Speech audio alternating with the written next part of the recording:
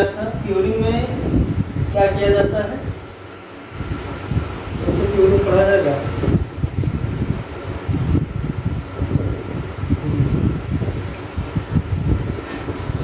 अगर क्यूरिंग जो है कृत्रिम रूप से करना है, कृत्रिम रूप से अगर क्यूरिंग की जाती है, कृत्रिम रूप अपनाया जाता है, जो टेम्परेचर जो है कितना रखते हैं, टेम्परेचर जो है आपका 35 से 40 अंश सेल्सियस होगा, 35 से 40 अंश सेल्सियस। फिर उसके बाद ह्यूमिडिटी, रिलेटिव ह्यूमिडिटी कितनी होगी, वो होगी आपकी 70 से 80%। कितनी होगी, 70 से 80%। और कितने समय के लिए होगा, 12 से 24 घंटों के लिए होगा, कृत्रिम रूप से। किस रूप से, कृत्रिम रूप से। और किस किस किस फसल में किया जा सकता है कृत्रिम रूप से, यानी कि 12 से 24 घंटे का समय लिया जाता है। लहसुन हो गया और प्याज हो गया। इन दो फसलों में, इन दो क्रॉपों में जो है कृत्रिम रूप से अगर क्यूरिंग करनी है तो उसके लिए टेम्परेचर 35 से 40% और रिलेटिव ह्यूमिडिटी 70 से 80%, और जो टाइम होता है वो 12 से 24 घंटा। फिर एक बचता है आपका आलू। आलू में अगर क्यूरिंग करना है तो इसके लिए टेम्परेचर क्या होना चाहिए, रिलेटिव ह्यूमिडिटी कितनी होनी चाहिए। तो सारी चीज़ें वही होगी, केवल इसमें जो टेम्परेचर होगा 15 से 25 अंश सेल्सियस। इतना टेम्परेचर 15 से 25 अंश सेल्सियस होगा। और दूसरी चीज़ कि इसमें कितना समय लगेगा, अगर समय की बात कर लें तो समय जो है 5 से 6 दिनों का समय होना चाहिए। 5 से 6 दिन, 5 से 6 दिन का समय होना चाहिए। गाय के लिए, क्यूरिंग के लिए किस रूप से, कृत्रिम रूप से। कृत्रिम रूप से, किस रूप से, कृत्रिम रूप से अगर क्यूरिंग करनी है आलू में तो 15 से 25 अंश सेल्सियस तापमान 5 से 6 दिनों के लिए, ठीक है। ह्यूमिडिटी वही होगी 70 से 80 अंश सेल्सियस। तो ये आपको हो गया क्यूरिंग। फिर क्यूरिंग के बाद बात करते हैं डीग्रेनिंग। अगला कौन सा बिंदु है, अगला जैसे 1 लाइन में क्वेश्चन, डीग्रेनिंग जो है किस फसल से संबंधित है। अगला बिंदु है डीग्रेनिंग किस फसल से संबंधित है। तो सबसे सीधी सी बात आपका हो गया, जितना भी सिट्रस वर्गीय है, यानी कि नींबू वर्गीय फल है। कौन सा, नींबू वर्गीय फल, नींबू वर्गीय फल। डीग्रेनिंग किससे रिलेटेड है, नींबू वर्गीय फल से रिलेटेड है। डीग्रेनिंग में होता क्या है कि फल जो है मैच्योर होने के बाद भी जो है हरापन वो लिए रहता है। क्या लिए रहता है, मैच्योर होने के बाद भी वो जो है हरा दिखाई देता है, यानी परिपक्व अवस्था में भी हरापन होता है। तो लिख लेते हैं परिपक्व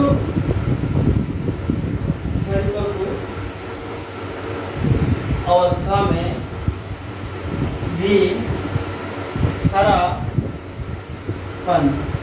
तो इसको हटाने के लिए हम एथिलीन का प्रयोग करते हैं। किसका, एथिलीन का प्रयोग करते हैं। किसका प्रयोग किया जाता है, एथिलीन का प्रयोग किया जाता है। बात कर लेते हैं कि डीग्रेनिंग जो है उद्देश्य क्या होता है। तो इसका जो डीग्रेनिंग का उद्देश्य होता है, उद्देश्य बात करते हैं उद्देश्य की। डीग्रेनिंग में उद्देश्य जैसे करें कि जो परिपक्व अवस्था होती है उसमें भी हरापन होता है, उसको हटाने के लिए हम एथिलीन का प्रयोग करते हैं। एथिलीन का प्रयोग क्यों करते हैं, उद्देश्य क्या होता है, ऐसा क्यों किया जाए, ये करना ही क्यों जरूरी है।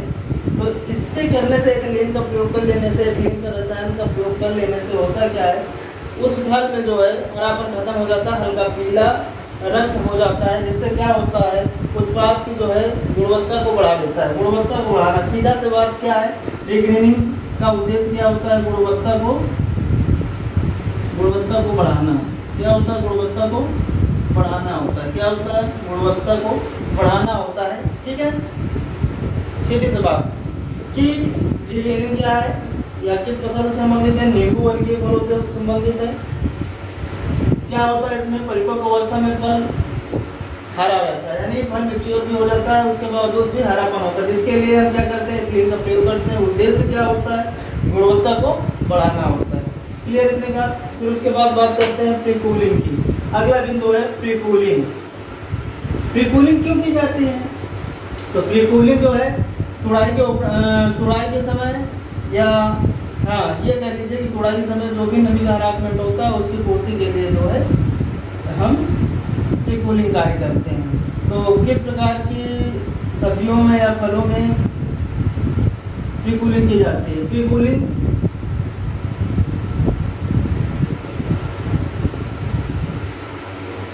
ठीक है, ठंडा करना, सीधी सी बात कह रहा है, ठंडा करना।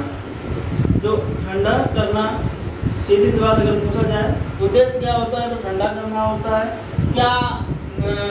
क्या हो जाता है, क्यों ठंडा किया जाता है? तो ऊष्मा का ह्रास हो जाता है। क्या हो जाता है? ऊष्मा का ह्रास हो जाता है।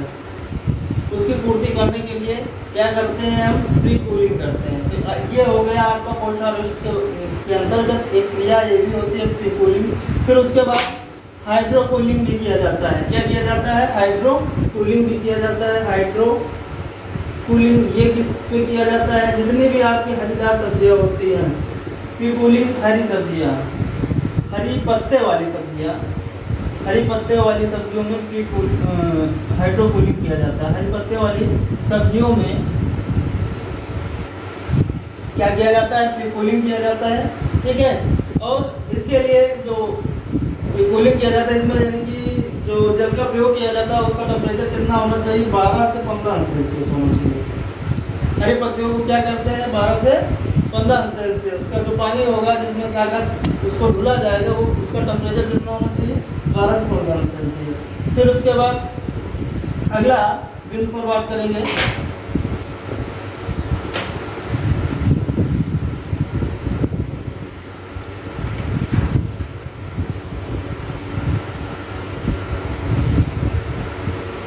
अगला बिंदु होगा इसमें वैक्सिंग। वैक्सिंग के अंतर्गत सबसे एक वैक्स, दो वैक्स हैं जो पॉपुलर वैक्स हैं, उसकी बात कर लेते हैं। एक डब्ल्यू वैक्स होता है, एक ओ वैक्स होता है। एक ओ वैक्स होता है जिसमें कि सबसे पॉपुलर वैक्स कौन सा है? ओ वैक्स है। कौन सा है? ओ वैक्स है। ठीक है, अच्छा वैक्सिंग में क्या होता है? वैक्सिंग का मतलब यही होता है मोमीकरण करना, फल सब्जियों के ऊपर मोम की परत को चढ़ाना। ठीक, क्या कहलाता है? वैक्सिंग कहलाता है। अच्छा उद्देश्य क्या होता है? जीवन क्षमता को उसको बढ़ाना, भंडारण क्षमता को बढ़ाना, ज़्यादा समय तक उसको रोकने के लिए जो है वैक्सिंग की जाती है। अच्छा क्यों की जाती है? क्योंकि इसमें जो रिस्पायरेशन की क्रिया होती है उसको कम कर देता है। वैक्सिंग क्या करता है? जो मोमीकरण या परत चढ़ाते हैं, वैक्सीन मोम की जो परत को चढ़ाते हैं, जो मोम होता है, मोम से जब वैक्सीन हट दी जाती है उसके ऊपर हो जाता है तो जो शोषण की क्रिया होती है वो कम हो जाती है, जिससे उसकी लाइफ बढ़ जाती है। सेल्फ लाइफ क्या होती है? बढ़ जाती है और उसको हम ज़्यादा समय तक सुरक्षित करके रख सकते हैं। ओके, फिर इसके बाद आगे बात करेंगे वैक्सीन के बाद बात करेंगे हम रिपनिंग की, रैपनिंग भी क्या जरूरी होता है?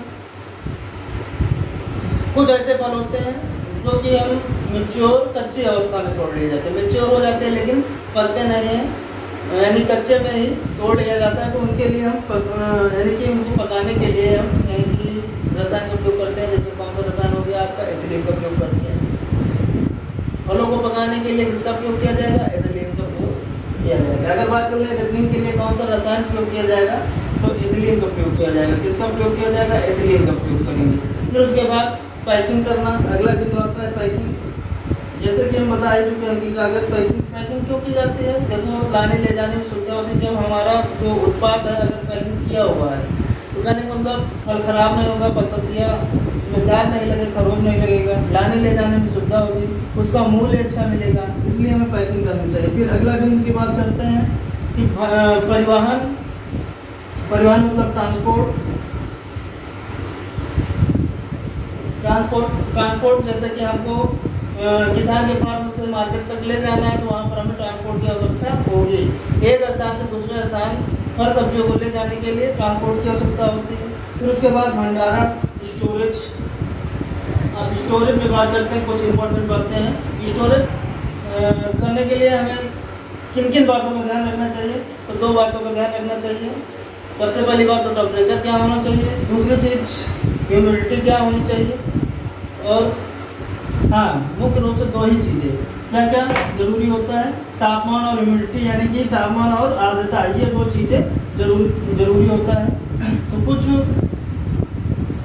देख लेते हैं कि किसमें कितना तापमान होना चाहिए।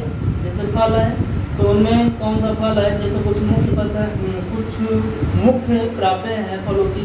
जैसे आपका हो गया स्टोरेज के अंतर्गत, जैसे कि फलों का हम स्टोरेज करना चाहते हैं ना, फलों का स्टोरेज करना है। जैसे हम आपको दे दिया गया केला का स्टोरेज करना है, तो केला के स्टोरेज के लिए टेम्परेचर कितना होना चाहिए? तो केला के लिए 12 से 13 अंश सेल्सियस तापमान होना चाहिए।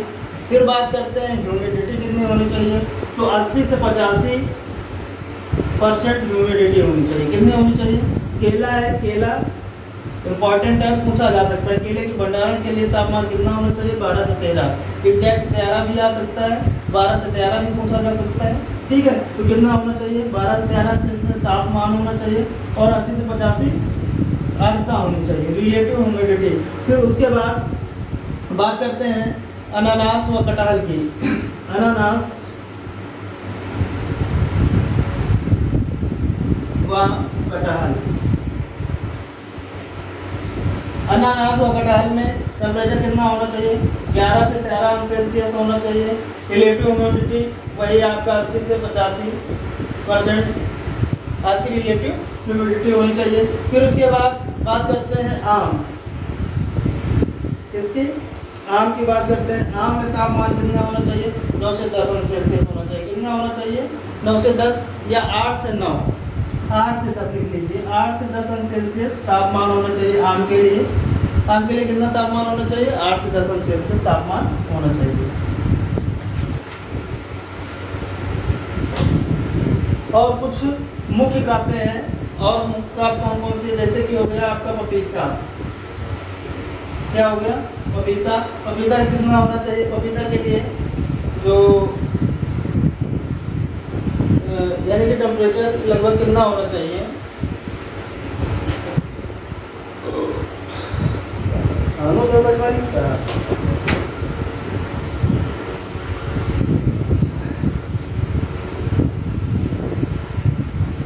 देखिए पपीता के लिए 9 से 10 अंश सेल्सियस तापमान, और आपका बेल हो गया, पपीता हो गया, बेल हो गया। बेल के लिए कितना होना चाहिए? 9 से 10 अंश सेल्सियस तापमान। फिर आपका हो गया अमरूद, अमरूद के लिए कितना होना चाहिए? 9 से 10 अंश सेल्सियस तापमान। फिर उसके बाद बात कर लेते हैं, जैसे आपका हो गया मौसमी, मौसमी के लिए 6 से 8 अंश सेल्सियस तापमान होना चाहिए। संतरा हो गया, संतरा के लिए कितना होना चाहिए? 6 से 8 अंश सेल्सियस तापमान होना चाहिए। फिर बात कर लेते हैं चीकू, चीकू को कितना टेम्परेचर होना चाहिए स्टोरेज करने के लिए? 4 से 5 अंश सेल्सियस होना चाहिए। कितना होना चाहिए? 4 से 5 अंश सेल्सियस तापमान होना चाहिए। फिर उसके बाद बात कर लेते हैं आपका हो गया अंगूर, ऊपर देखते हैं अंगूर, अंगूर के लिए क्या तापमान हो? सबसे ज़्यादा अगर क्वेश्चन बनता है स्टोरेज से तो फल पूछा जाएगा या सब्जी पूछी जाएगी, उसका तापमान पूछा जाएगा, यानी मतलब कितने टेम्परेचर पर किसको आप भंडारित करेंगे। तो अंगूर को कितने तापमान पर? 0 से 1 अंश सेल्सियस तापमान पर भंडारित करते हैं। फिर उसके बाद बात करते हैं लीची, लीची को भी सेम टेम्परेचर पर यानी 0 से 1 अंश सेल्सियस तापमान पर भंडारित करेंगे। फिर उसके बाद बात करते हैं अनार हो गया, अनार, अनार को भी 0 से 1 अंश सेल्सियस तापमान पर भंडारित करेंगे। फिर उसके बाद बात करते हैं सेब,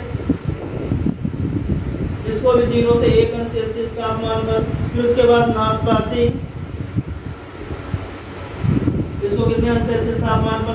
0 से 1 अंश सेल्सियस तापमान पर भंडारित करेंगे। तो बात समझ में आए? स्टोरेज से क्वेश्चन एक मस्ट है, पूछा जाएगा।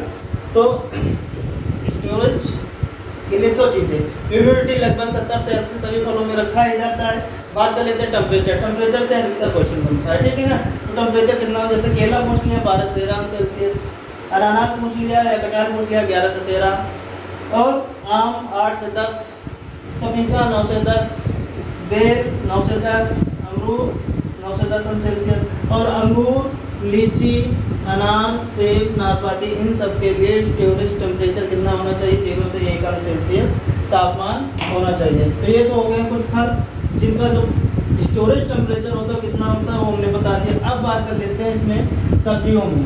कुछ सब्जियां हैं जो स्टोर की जाती हैं जिनको काफ़ी समय तक रोका जाता है, जैसे शकरकंद हो गया, आलू हो गया। सब्जियों में कौन कौन से हो गए? शकरकंद हो गया और आलू हो गया। शकरकंद और आलू को स्टोरेज करने के लिए जो टेम्परेचर होता है 10 से 13 अंश सेल्सियस तापमान कितना होना चाहिए? 10 से 13 अंश सेल्सियस तापमान होना चाहिए। फिर उसके बाद शकरकंद, आलू बाद फिर बात कर लेते हैं बैगन। बैगन को भी भंडारित किया जाता है, तो बैगन के लिए कितना होना चाहिए? 10 से 11 अंश सेल्सियस तापमान कितना होना चाहिए? 10 से 11 अंश सेल्सियस तापमान होना चाहिए। फिर उसके बाद खीरा हो गया, सब्जियों में ये खीरा के लिए कितना होना चाहिए? 10 से 12 अंश सेल्सियस तापमान, 10 से 12 अंश सेल्सियस तापमान। फिर उसके बाद टमाटर हो गया, पका टमाटर। पका अगर टमाटर है तो उसको भंडारित करने के लिए कितना टेम्परेचर होना चाहिए?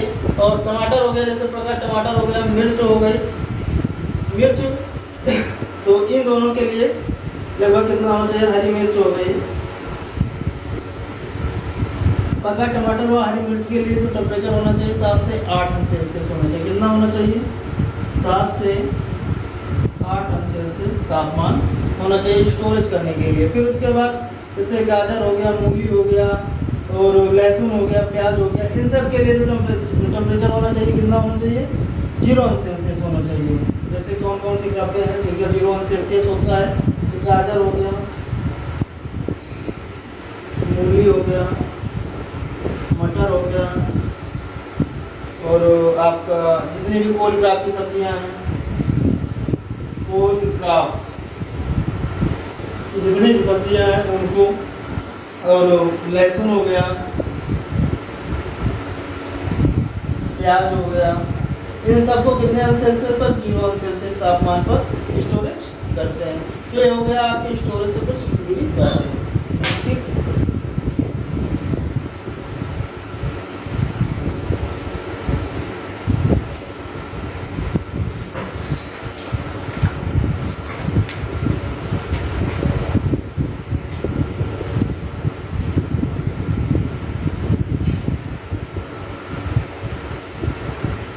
फिर नेक्स्ट क्वेश्चन, अगला बिंदु है सबसे जल्दी खराब होने वाला फल कौन सा है? सबसे जल्दी कौन से फल खराब होते हैं? तो सबसे जल्दी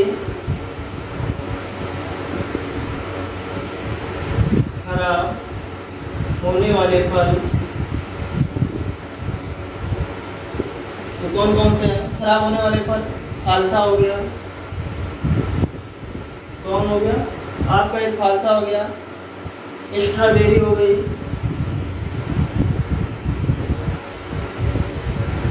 फालसा, स्ट्रॉबेरी, आम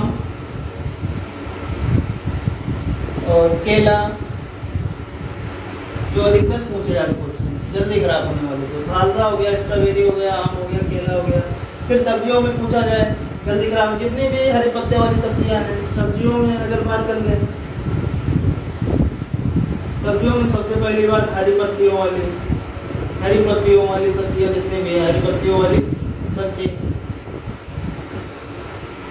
ये हो गई। फिर उसके बाद जो आपका पका टमाटर है, पका टमाटर, फिर उसके बाद तरबूज,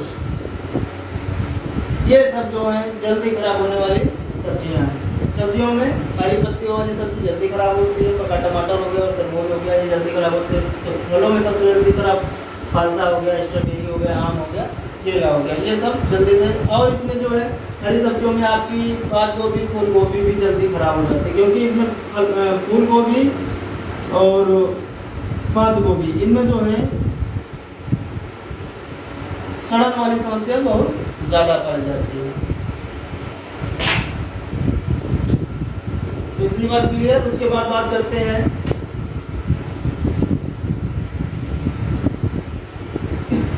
परिपक्व अवस्था। अगला बिंदु है इंपॉर्टेंट बिंदु, परिपक्व अवस्था।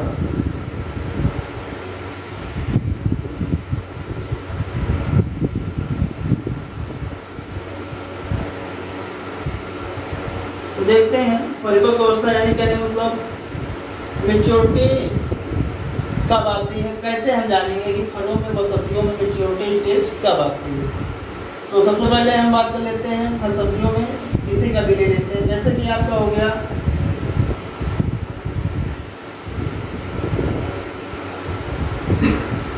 सेब, जैसे हो गया आपका सेब।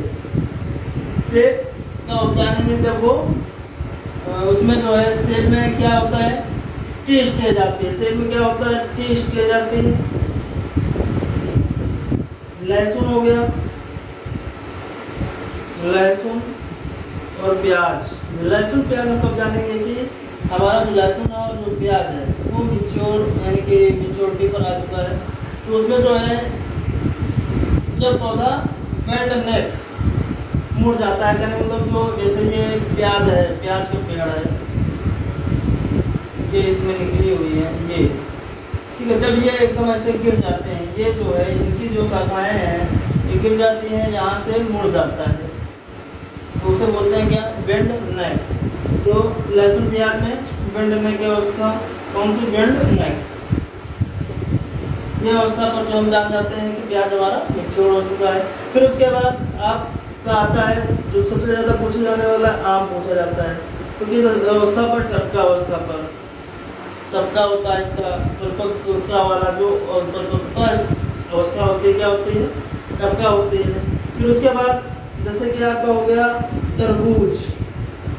तरबूज कैसे जानेंगे पका है, जब उससे मेटालिक साउंड यानी कि धातु जैसी आवाज़ है, उसको बजाने पर, थपथपाने पर धातु जैसी आवाज़ है। कैसे, उसको बजाने पर अगर धातु जैसी आवाज़ आ रही तो वो मैच्योर होता है। फिर उसके बाद खरबूजा, खरबूज।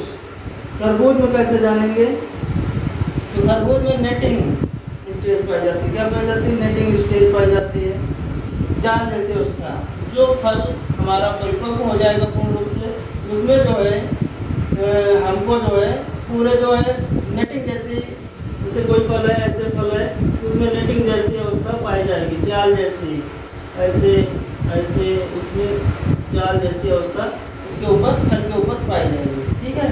तो ये कुछ के इम्पोर्टेंट आपके फल थे। जैसे एक और इम्पोर्टेंट क्वेश्चन दिमाग में आया, जैसे खजूर हो गया। खजूर में यानी मेच्योरिटी इंडेक्स क्या होता है, तो खजूर में जो है उसके लिए यानी कि परिपक्वता को मापने के लिए जो पैरामीटर होता है, हीट यूनिट होता है। क्या होता है, हीट यूनिट होता है। क्या होता है, हीट यूनिट से जानते हैं। किससे जानते हैं, हीट यूनिट से। जैसे कुछ सिट्रस वर्गीय फल है, सिट्रस वर्गीय नींबू वगैरह आता है, तो सिट्रस वर्गीय जो फल होते हैं उसमें अम्लीयता से मापते हैं।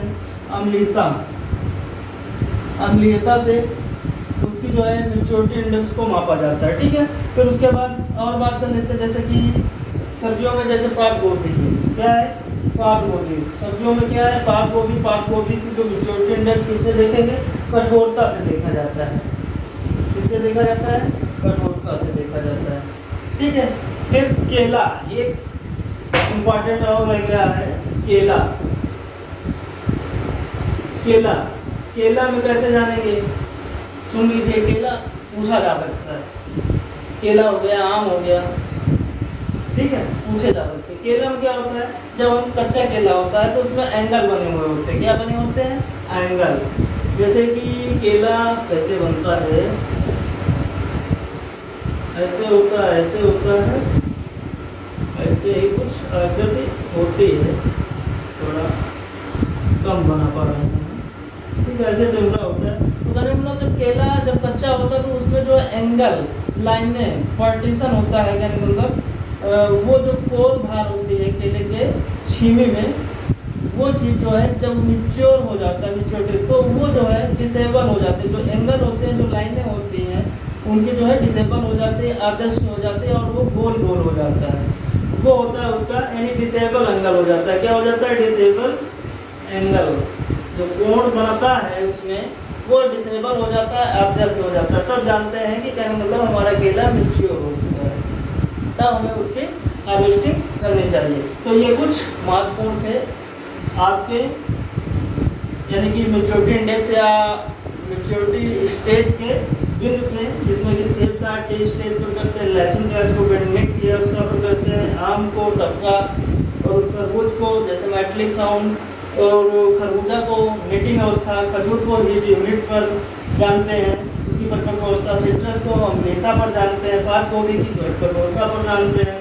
फिर केला हो गया, केला में क्या होता है डिसेबल एंगल हो जाता है, जो एंगल होते हैं वो डिसेबल हो जाते हैं, आर्गस से हो जाते हैं। तब हम जानते हैं कि जो हमारा फल है या सब्जी है वो परिपक्व हो चुका है। तो ये थी कुछ बातें जो आपकी छोटी स्टेज के अंतर्गत थी। क्लियर इतनी बात? फिर आगे बात करते हैं